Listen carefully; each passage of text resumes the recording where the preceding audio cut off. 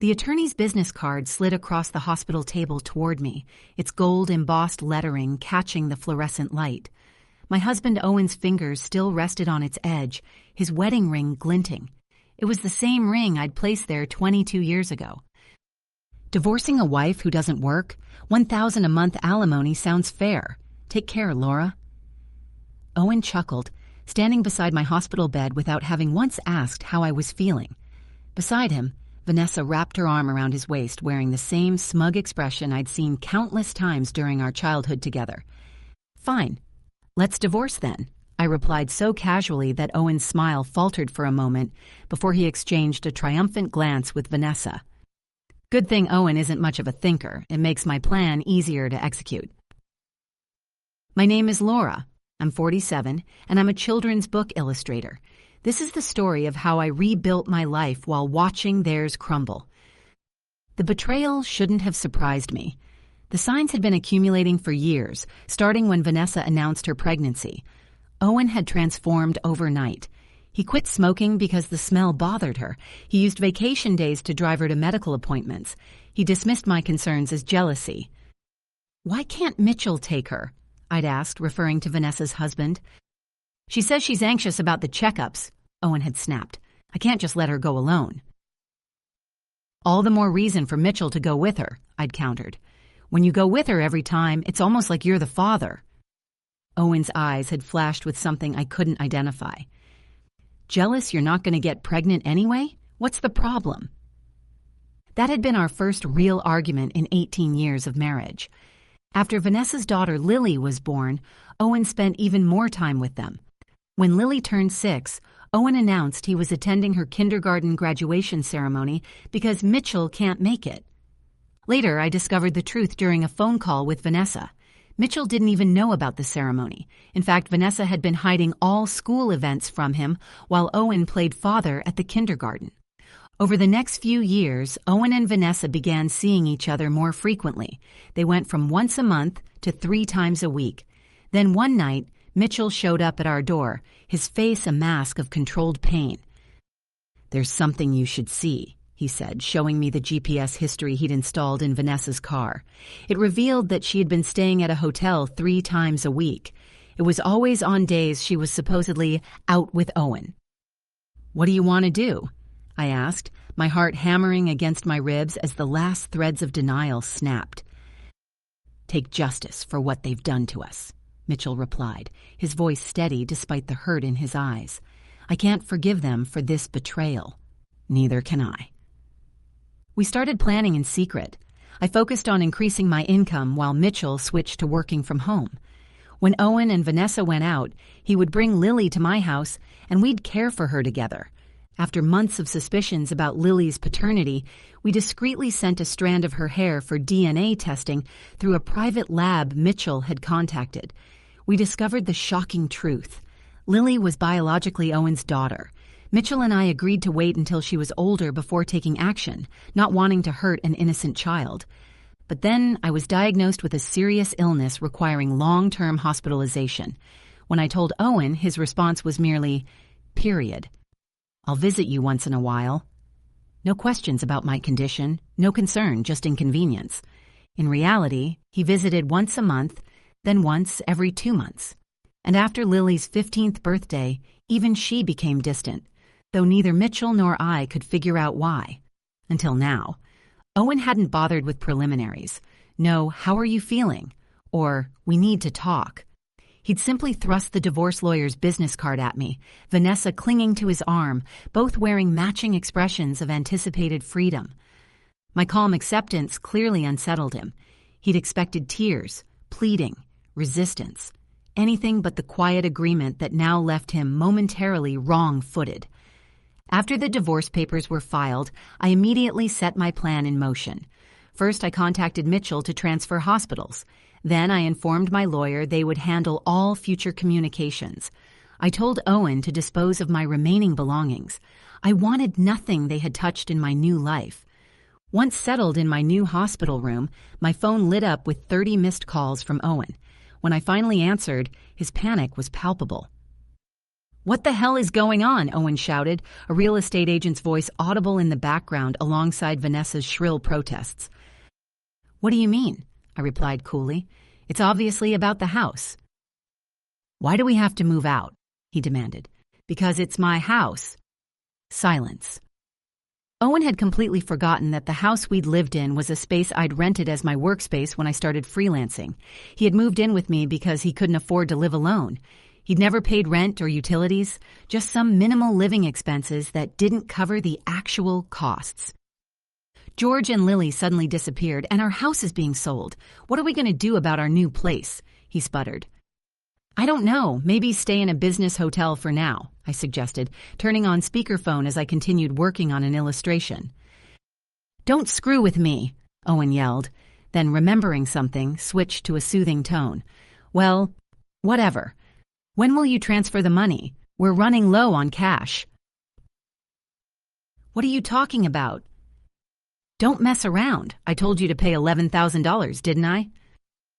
"I don't recall agreeing to that," I responded calmly. His incoherent screaming filled the hospital room. Apparently, he'd been counting on getting money from me and had been spending recklessly. Even with $11,000, how did he plan to survive the rest of the month? "Anyway, we're basically strangers now, so please don't contact me anymore. You'll hear from my lawyer," I said cheerfully. "Lawyer? Hey, wait up!" I hung up without letting him finish. He tried calling back several times, but I ignored him until the calls eventually stopped. Not surprisingly, he also began ignoring calls from my lawyer. A few months later, during a temporary discharge from the hospital, I visited Owen's parents' home. I had called them ahead of time to explain the situation, and they had insisted I come over. When I arrived, Owen and Vanessa were already there, looking small and trembling under his father's stern gaze. "Telling my parents is a low blow," Owen muttered. "I just reported that we got divorced," I replied, earning another glare from Owen. I had always maintained a close relationship with my in-laws, often visiting them even when Owen wasn't around. It felt wrong not to share the details of our divorce. "Is it true you're remarrying Vanessa?" Owen's father asked, his voice tight with disapproval. "Yes, it's true," Owen confirmed. "Vanessa, Lily, and I are going to start over as a family." "What are you talking about? Your only family is Laura," his father said. "She's not my family anymore," Owen replied, making his father frown deeply. Owen handed me a piece of paper, a bill from a nearby luxury hotel. "It's the bill from the hotel we stayed at," he explained, as if it justified everything. His mother gasped. "I didn't raise you to be like this." Owen and Vanessa looked genuinely confused by the reaction. "Why are you so angry?" Vanessa asked. "It's just that the family is changing because I'm getting married. Plus, you'll have a grandchild, a blood-related one. Aren't you happy?" My mother-in-law looked at me in disbelief. She knew I hadn't wanted children, but had always treated me as her daughter regardless. "You do want Lily, right?" Vanessa pressed. "It'll be your grandchild, so you'll be happy, right? It's because she's a child I've known since she was little, but half of her blood is from Owen." "Enough already. It's disgusting." Lily, who had been silently playing with her phone in the corner, finally spoke up. "My dad is the only one I consider my father, whether we're related by blood or not. He's the only one." "But you know Owen has always been the one to attend your school events," Vanessa protested. "I heard everything from Dad," Lily continued, her voice steady, "how he was always informed of event dates after they were over, how eventually even the events themselves were kept from him. But Dad always said I was his daughter, so I am his daughter, and I will never be yours." She glared at Vanessa, then sat beside me, her tone softening. "You know, when I found out about this, I thought you would hate me, but Dad said that wasn't the case, so I came here today." I later learned that Mitchell had discovered Owen's school involvement through text messages on Lily's phone when she was younger, messages that mentioned Owen being at events Mitchell knew nothing about. "Lily, I love you so much," I assured her. "You were so kind to visit me every day while I was in the hospital. I was really happy." She hugged me tightly, tears welling in her eyes. "Speaking of which, Vanessa, Weren't you curious why I wasn't surprised when I found out Lily is Owen's daughter? Before Vanessa could respond, Mitchell entered the room. I had texted him our location earlier, asking him to join us with any evidence he had. We knew from the start, 10 years ago, actually. Vanessa paled. Oh, and unfortunately, you're not divorced yet, Mitchell added, addressing Owen. The divorce papers are still here. Didn't you notice? Apparently, neither Owen nor Vanessa had bothered to confirm the status of their respective divorces. So Vanessa is still my wife, and Lily is still my daughter, Mitchell stated firmly. Well, not for long, though. What do you mean? A 15-year-old can choose their parent, Vanessa protested. Lily wants to be with me, right? Lily frowned, gripping my hand tighter. Vanessa was speechless. Owen burst into laughter. So that's what it is. You two are together. But too bad. Isn't it impossible to live on Mitchell's salary alone? Can you stop making weird assumptions? I interjected. Also, it seems Mitchell earns double what you think. Vanessa knows about it. It's probably a bluff, Owen scoffed. Besides, it's impossible for you to work while dealing with your illness. You'll just die miserably somewhere. I laughed at his massive misunderstanding. You didn't know about my income, did you? It's probably just a bit more than a part-time job, he sneered. No, it's different. My annual income is $500,000. Owen's eyes and mouth widened in shock. Vanessa stood frozen beside him. In fact, over the past 10 years, I've become a popular children's book author, and my income has skyrocketed from essays, interviews, and the like. Moreover, a film adaptation is planned soon, so my earnings continue to grow. Liar, Owen whispered. I showed Vanessa my bank account screen, which clearly displayed large monthly deposits. She was speechless. Laura, let's, make up, Owen suggested suddenly. What are you saying? Vanessa hissed, furious at his transparent greed. Well, if you want to get married, feel free, I said calmly. Oh, and I'll definitely take the compensation for damages. Ignoring Owen's protests, I took Lily's hand and, after saying goodbye to my in-laws, left the house. Owen, who had worked at his father's company, was fired when it was revealed he had been lying about sales calls. His father arranged for him to work on a friend's fishing boat. It was brutal work for someone who preferred indoor comforts. He contacted me several times, but each time I notified my father-in-law, and eventually the call stopped. Vanessa lost custody to Mitchell and was divorced. She seemed uninterested in Owen once he couldn't afford luxuries and didn't pursue him. Disowned by her family, she lived alone in a rundown apartment.